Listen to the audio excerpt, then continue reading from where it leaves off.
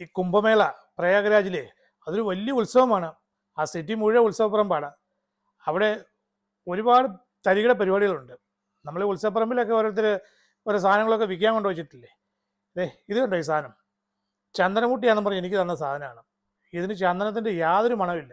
ഈ ബോംബെയിലൊക്കെ ചെന്ന് കഴിഞ്ഞാൽ ഇതുപോലെ തടിക്കഷ്ണത്തിൻ്റെ മുകളിൽ അവർ ഈ ചന്ദനത്തിൻ്റെ ഓരോ സ്പ്രേ ഒക്കെ അടിച്ച് അത്യാവശ്യം അതിൻ്റെ മണമൊക്കെ കാണും. ഇതിന് അതുപോലും ഇല്ല.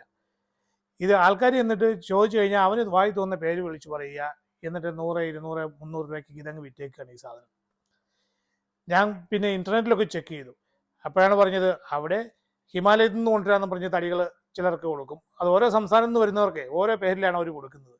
ഇതുകൊണ്ട് പ്രത്യേകിച്ച് കാര്യമൊന്നുമില്ല. പിന്നെ പലപ്പോഴും ഭക്തിയൊക്കെ കൂടി കഴിയുമ്പോൾ ആൾക്കാർ ഇതിനെ കൊണ്ടുവന്ന് ആ പൂജാമുറിയിലൊക്കെ കൊണ്ട് വെക്കാറുണ്ട്. ഇത് മാത്രമല്ല, അവിടെ ഒരുപാട് രുദ്രാക്ഷമുണ്ട്, പിന്നെ പലതരത്തിലുള്ള മാലകളുണ്ട്. ഏറിയ പങ്കും ഡ്യൂപ്ലിക്കേറ്റുകളാണ്. അതുകൊണ്ട് കഴിയുന്നത് അവിടെ നിന്നും വാങ്ങിക്കാതിരിക്കുക.